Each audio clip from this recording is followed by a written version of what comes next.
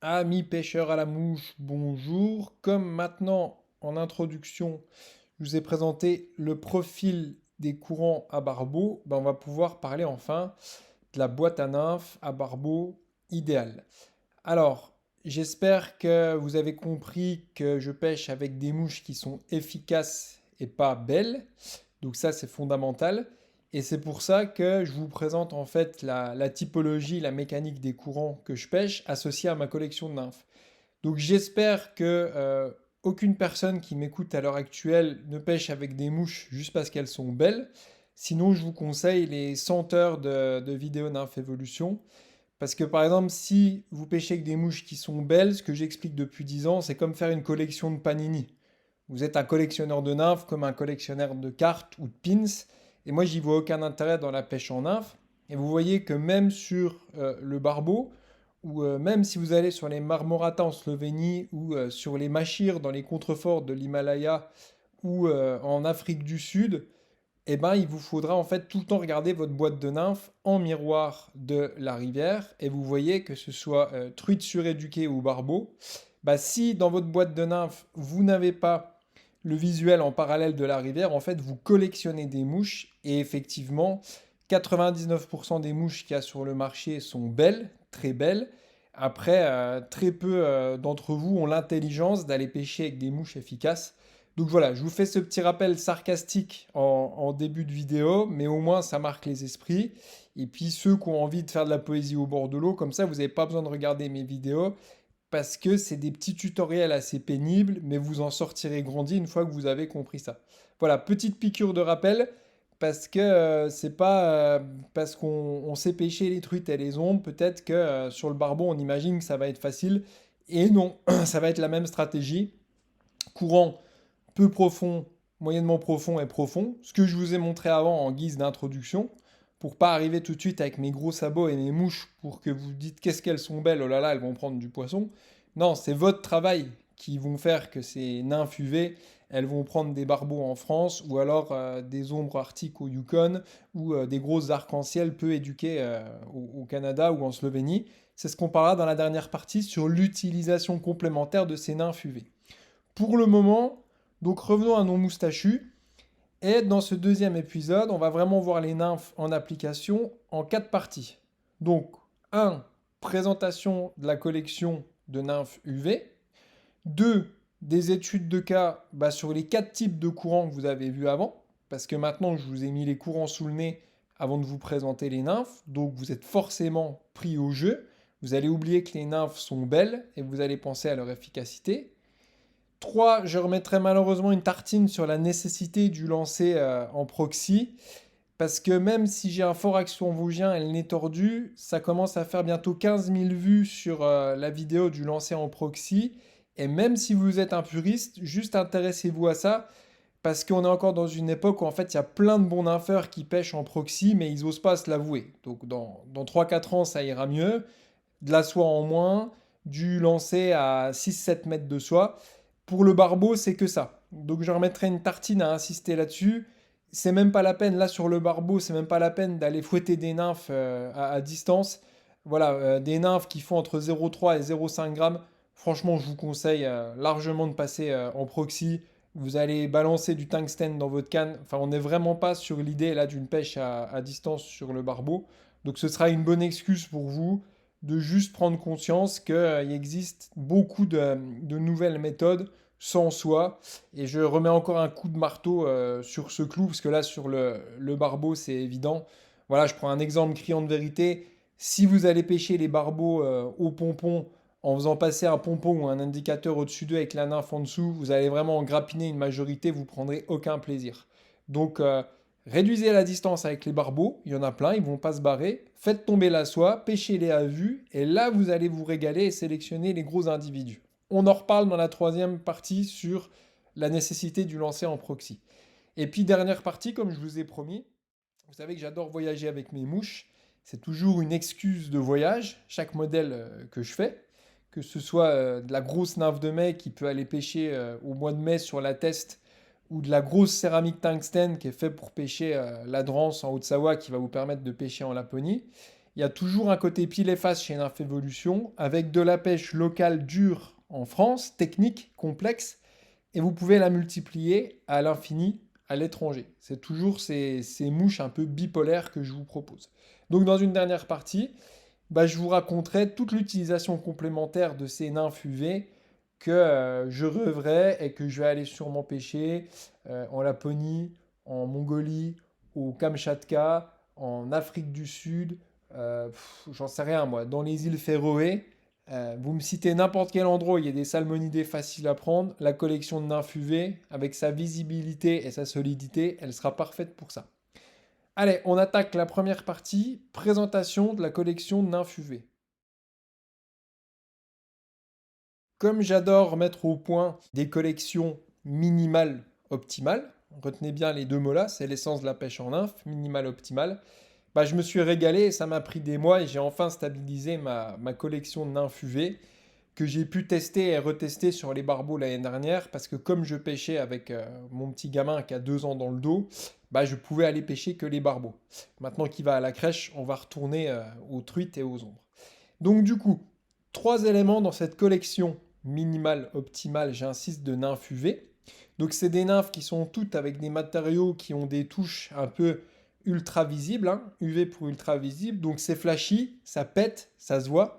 Voilà, il y a même une nymphe Cadis UV Fluoro White. Je voulais l'appeler la Gilbert Montagnier, tellement c'est visible dans l'eau. Mais bon, je vais m'abstenir parce que à notre époque, on va essayer d'éviter les blagues de ce genre. Donc, 3 composantes dans ma collection de nymphes UV. 2 formes de Cadis, trichoptères, hein, des asticots en gros, si on veut, que j'appelle les Cadis UV, en 2 coloris. Donc Fluoro White, c'est un nom sympa pour dire blanc écarlate. Et puis Golden Olive, bah, ça veut dire, qu'est-ce que ça veut dire? Ça veut dire une tête dorée et puis un corps en olive. Et puis une série de 3 gamards. Donc là, j'ai qu'une taille en gamard, comme ils sont légers. J'ai pas de notion de lestage. Le lestage est assez primitif. Je vais pêcher les barbeaux et les poissons faciles que avec des trichoptères. Je vais même pas m'emmerder avec une autre forme de nymphe. Le but du jeu, c'est que ce soit des nymphes visibles qui ressemblent à un asticot pour vraiment bien les voir dans l'eau en pêche à vue. Par contre, sur mes gamards, un peu de finesse. Donc ce sont même pas des gamards, ce sont des gambas. Allez, je me suis dit vraiment là, c'est plus des gamards en taille 6 comme ça, c'est vraiment proche de la gambas. Mais cela dit, dans certaines rivières très prolifiques, il y a quand même des gamards qui atteignent la taille 6. C'est aussi des gamards excellents pour les pêches en estuaire, hein, de bar ou de mulets ou de poissons migrateurs, pourquoi pas. Donc le gamard blanc, vraiment quand c'est des barbeaux ou des poissons hyperactifs qui mangent tout et n'importe quoi pour avoir un max de visibilité. Et puis l'olive et le gris, ça vous donne une marge de manœuvre quand il y a des poissons un peu retors. Genre gros chefenne pénible, genre grosse truite pharea ou gros arc-en-ciel caché au milieu d'un banc de barbeaux. Ça vous arrivera plus souvent que ce que vous pensez.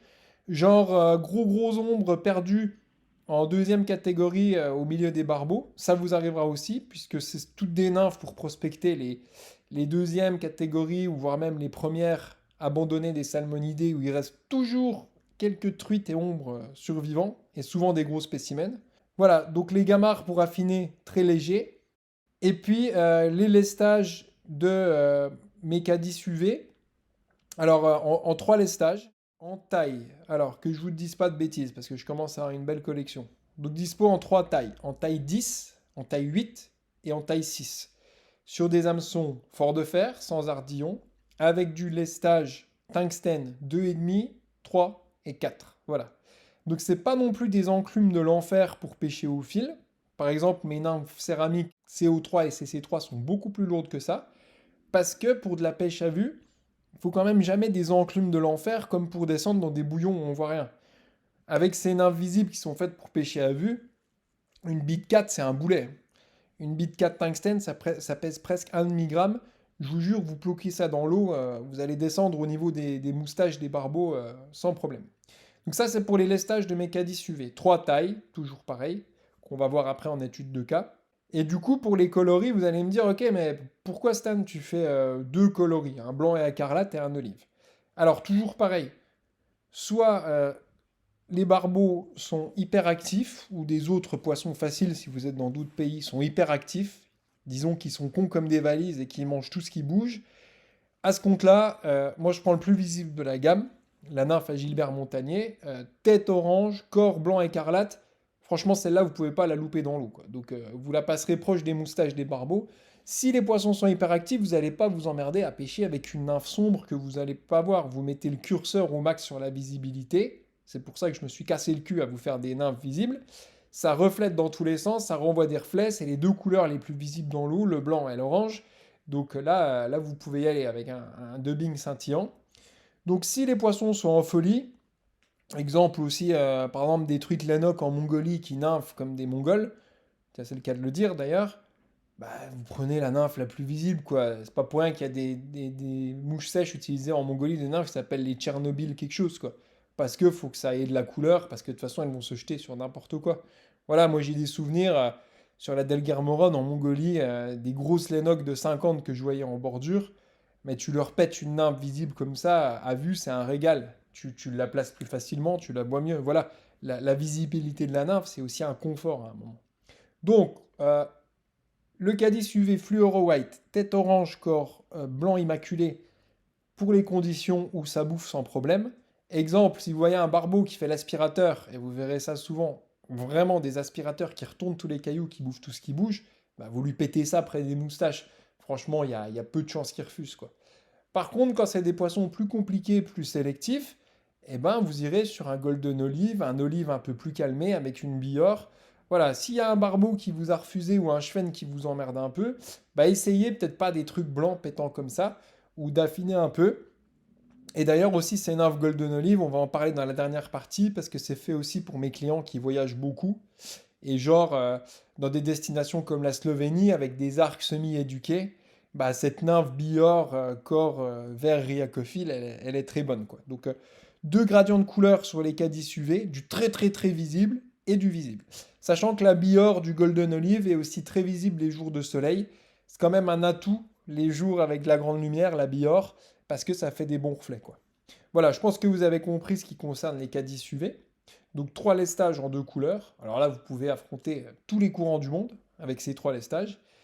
Et puis les gamards, je vous l'ai dit, quand ça se complique ou qui sont pas forcément quand ça se complique, quand les poissons, les barbeaux ou autres sont dans rien d'eau, quoi.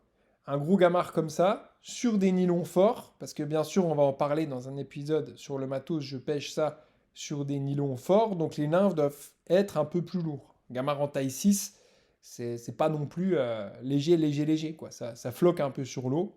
Mais voilà, avec les gamards, vous aurez de quoi faire. Poisson, barbeau hyperactif, bah, vous mettez en blanc, vous voyez tout. S'il y a des herbiers, si ça broute dans les herbiers, pourquoi pas de l'olive. Et puis si c'est du gros chefenne retors ou de la grosse truite farios sur laquelle vous tombez quand vous pêchez les barbeaux, bah du gris, ça peut très bien se voir. D'ailleurs, pour info, le gris se voit extrêmement bien dans les fonds très très blancs calcaires, comme par exemple la Loue, la rivière d'Ain ou la Slovénie. Il y a des eaux comme ça qui sont des fonds très très clairs. Bah, si le fond est presque blanc, un gamard gris en taille 6, ça va se voir très bien, pour vous dire. Voilà ce qui est de la collection de nymphes UV. Je pense que là, vous avez tout compris. Maintenant, on va les mettre en action, passer sur des études de cas. Alors, retour sur nos courants que je vous ai mis bien sûr exprès en introduction, parce que maintenant que vous visionnez cette vidéo, vous avez vu ces super courants avec des barbeaux en place. Donc imaginez que j'ai dû aller me casser le cul à vous trouver des barbeaux dans différentes hauteurs d'eau, avec le bébé dans le dos, bien sûr dans le sac. Non, je rigole, c'était vraiment un plaisir. Je suis très content d'avoir pu filmer ça. Donc au moins là, vous savez déjà, vous avez visionné les trois types de courants que le Stan il vous a proposé, vous allez voir des barbeaux. Et je vous le donne en mille, comme j'aime pas les trucs d'astrophysicien, bah, vu qu'il y a trois courants et une morte, donc quatre profils que je vous ai présentés, donc trois courants et une eau calme. Alors attendez, je vais essayer de vous faire deviner. S'il y a trois courants, un peu profond, un moyen et un profond, et que j'ai une eau calme, et que ma collection elle est composée de trois lestages de Cadis UV en tungstène et d'un gamard léger translucide, avec un lestage très léger. Vous voyez un peu le truc venir? Trois courants, euh, peu rapide, rapide, très rapide ou peu profond, moyen profond, très profond, et puis une eau morte, trois trichoptères, 3 cadis en tungstène, un gammar, ça vous parle. Donc voilà, il faut que ça coule de source pour vous en fait. Ça peut pas être plus évident que ça. Donc on va partir sur ce premier courant avec ce barbeau qui est dans rien d'eau. Bah du coup là dans tous les courants là, je vais vous faire choisir le Cadis UV Fluoro White. Pourquoi? Parce que j'ai filmé ces barbeaux en avril. Ils crèvent la dalle, ils sont tous en train de bouger, en train de manger. Donc dans ces cas-là, je m'embête pas, je vais sur du blanc et de l'orange. Donc dans ce premier courant peu profond, bah effectivement, j'aurais choisi un Cadis UV Fluoro White en taille 10, le plus léger de la gamme, avec une bille de 5 parce que c'est le lestage qui va permettre de bien dériver dans ce courant sans accrocher au fond et sans surflotter en surface. Vous voyez? J'ai dû même choisir les bons courants pour vous montrer les étalons de ma gamme. On passe sur le deuxième courant. Donc maintenant, vous avez compris, c'est une logique imparable. Donc vous voyez que le courant est plus profond, donc mon gradient de Cadis UV, il monte. Mon gradient de bitungstène, il monte. On passe avant d'une taille 10 avec une bille de 5 à une taille 8 avec une bille de 3. On monte. Et attention, hein, entre une bille 2,5 et 3 tungstène, il y a de la différence. Hein. Ça leste très très vite le tungstène. Et puis on continue le chemin. Je vais arrêter de faire le gars bébête. Voilà, un gros courant profond comme celui-là, bah, vous l'avez compris, ce sera la plus lourde de la gamme qu'il faudra utiliser sur ces études de cas de courant. Vous voyez, ça coule de source une fois que je vous l'explique. Mais vous ne pourrez pas faire autrement. Si vous n'avez qu'un seul lestage sur le barbeau, bah, dans certains cas, vous allez gratter au fond. Donc de un, vous allez rayer toute la peinture de la bille, ce qui est vraiment dommage, surtout pour ne pas faire pêcher votre nymphe. Il ne faut pas qu'elle roule sur le fond, hein, la nymphe à barbeau. Hein. Il faut qu'elle passe à quelques centimètres au-dessus du fond. Et c'est là toute la nuance, toute la technique qu'il y a. Vous verrez que si elle roule sur le fond, de toute façon, vous allez vous accrocher, vous allez perdre des nymphes pour rien. Vous allez en plus user votre pointe et ça mènera à rien, je vous le dis honnêtement. Même si mes nymphes sont garanties, si la peinture s'est écaillée, je vous change, mais le but, il n'est pas là. C'est même pour ça que je vous donne une carte de garantie, c'est pour vous montrer que rouler les nymphes sur le fond, je vais vous les changer, mais si vous les roulez sous le fond, vous ne prendrez pas de poisson. En plus, vous allez émousser la pointe de l'hameçon. Donc désolé d'être réaliste, pénible avec vous. Voilà, mais ça m'arrive très rarement de changer les nymphes de clients qui usent la peinture. C'est dommage pour vous, il vaut mieux préciser votre dérive et passer tout près du fond. Voilà. Et je reste dispo s'il y a une peinture qui s'écaille sur les billes ou une nymphe qui se détruit de manière anormale, je reste disponible sur nymphevolution.com pour vous changer les nymphes. Maintenant, toujours pareil, je vous fais le rappel pénible. Si vous prenez 5 barbeaux records de 80-90 cm avec une de mes nymphes, voilà, je pourrais vous la changer si elle est un peu détricotée, mais je pense que vous aurez considéré qu'elle a fait le job, quoi. C'est comme ce que je vous dis souvent avec les gamards. Voilà, si vous avez pris 5-6 truites de trophée avec un gamard, je vous la change si elle est pétée, la nymphe. Mais je pense que ça aura fait le job. Voilà, j'essaie toujours de tempérer là-dessus. Voilà, bah vous avez compris, les trois courants avec leur gradient, hein, ça coule de source. Toujours pareil, les lestages, léger, moyen, lourd, vis-à-vis des courants. Et là, vous ne pouvez pas faire mieux parce que vous voyez les poissons dans l'eau avec les nymphes adaptées. Donc franchement, vous n'avez plus qu'à avoir la boîte de nymphes et y aller. Par contre, on va avoir après une partie sur le lancer. Donc je finis quand même mes études de cas, même si vous l'avez compris. Bah, dans cette morte où on voit un barbeau qui se trimballe, bah, vous l'avez compris, un Cadis UV, un trichoptère comme ça va pas être vivant. C'est pas le top. Dans les courants, ça passe bien. Mais dans les eaux calmes, vous savez bien que le gamard a beaucoup plus d'effet. Il va avoir des pattes qui dansent. Voilà, vous pouvez même l'animer. Donc dans une morte comme ça, le gamard, il va vraiment être au top.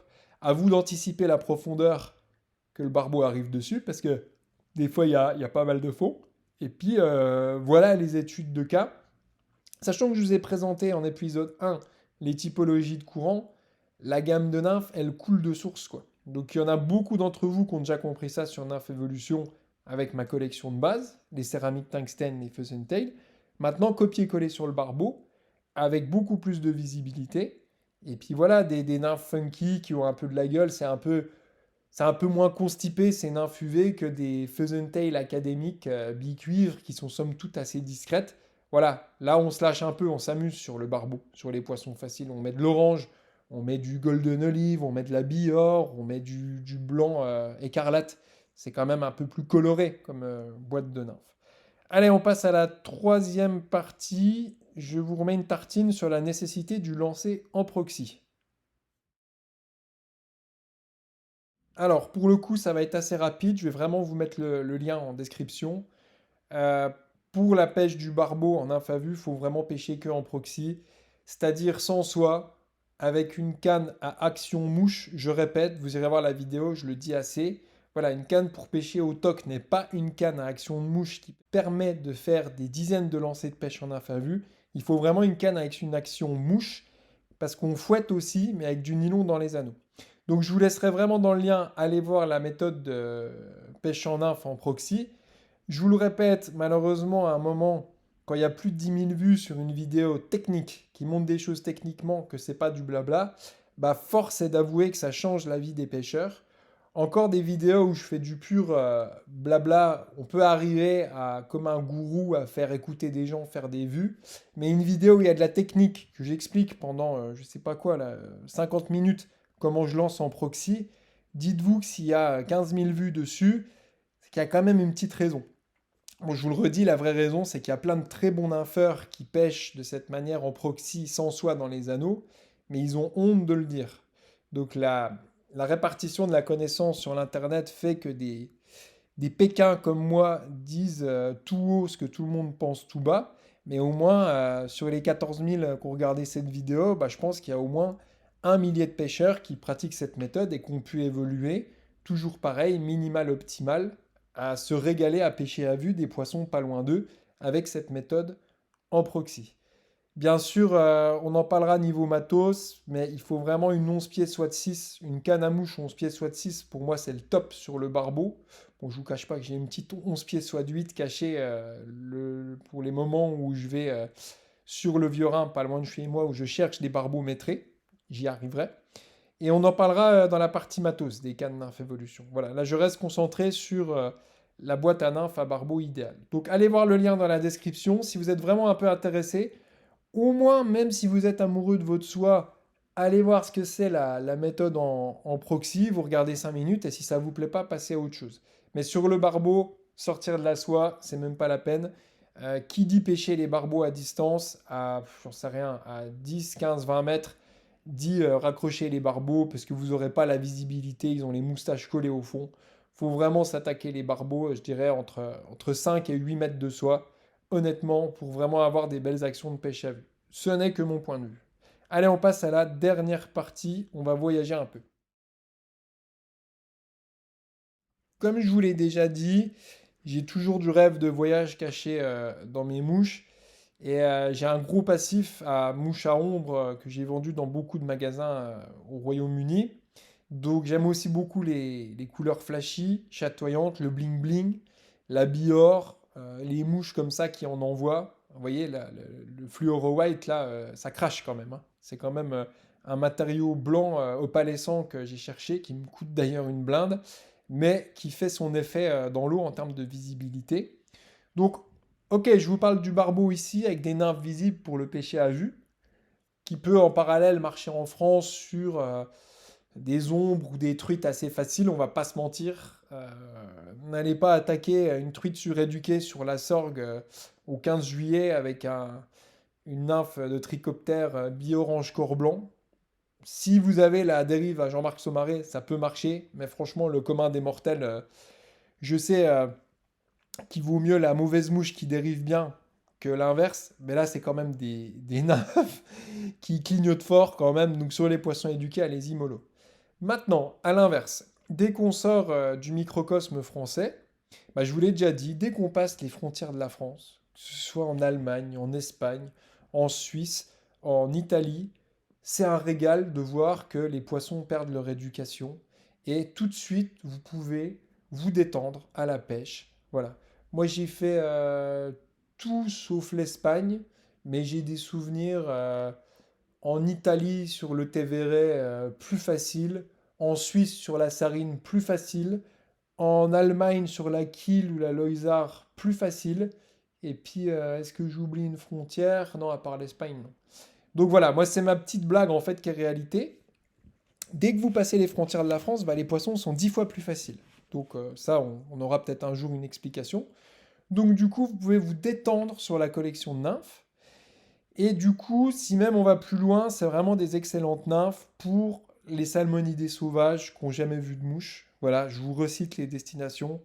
Mongolie, Kamchatka, parcours de surdensitaire en Slovénie, Colombie-Britannique, tout ce qui est les zones à ombre arctique, le Yukon, l'Alaska, la Suède, la Norvège, la Finlande. Franchement, vous pouvez y aller, la collection là. Alors le vrai régal, ce serait dans les pays nordiques. Moi, je l'ai fait un peu de les pêcher à vue, les ombres. Sur Kaitum, la grande rivière Kaitum en Laponie, il y avait un ou deux rochers qui m'ont permis de pêcher à vue. Alors là, c'était Bagdad. C'était vraiment Bagdad, parce que là, si vous arrivez à pêcher à vue sur la Kaitum, vous les enfilez comme des perles. Voilà. Ceux qui ont été sur Kaitum savent la quantité d'ombre qu'il y a. Voilà, donc vous aurez en plus des lestages assez lourds, qui sont quand même des billes tungstène de 2,5, 3, 4, qui vont vous permettre de déglinguer du poisson. Par exemple, même sur la Glomma en Norvège, en infophile, bah, un petit caddis UV fluoro white ou golden olive, ça peut être très bon. Sachant que j'ai quand même pas mal écouté la biologie pour mes golden olives, parce que vous verrez cette olive qu'ils ont sur le corps un peu mordoré, bah c'est le vrai olive des larves de Rhiacophile, quoi. Donc voilà, vous pouvez y aller avec plaisir sur ces nymphes très visibles dans les destinations ultra sauvages. Et puis de même pour les gamards en eau calme, quoi. Donc il y a beaucoup de destinations où vous pourrez pêcher des migrateurs, peut-être à vue. Voilà, si vous allez en Islande, qu'il y a des rivières où ça pêche à vue, bah, une gambas gris comme ça, prendre un énorme Arctic char ou une grosse truite fario dans une bordure de lac à vue ou en rivière avec un gros gambas green infévolution, bah ça c'est riche en émotions. Et puis moi, vous rajoutez du karma à mes mouches parce que vous allez les faire voyager. Et c'est l'excuse pour laquelle je fais le métier, pour voyager en métaphysique avec mes mouches qui pêchent partout sur Terre tous les jours. Donc c'est mon plus grand plaisir. Allez, sur ces derniers mots de poésie, je vais conclure cet épisode numéro 2. Il va encore y avoir pas mal d'épisodes sur le barbeau parce que je suis assez prolifique là-dessus. Et il y aura surtout un gros épisode sur le matériel. Parce que je suis en train de finir avec un autre monteur de canne. Donc je vais avoir plusieurs monteurs de canne. La canne Nymph Evolution 2024. Et il y aura une grosse partie matos. Et ce sera bon pour vous. Pourquoi? Parce que la 11 pieds SWAT 6 Nymph Evolution, c'est la canne qui peut pêcher aussi bien les grosses truites en nymph à vue que les barbeaux. Donc il y aura une grosse partie matos qui vous intéressera, même si vous ne pêchez pas le barbeau. Allez, je retourne à l'étau. Je vous souhaite une bonne pêche et à bientôt.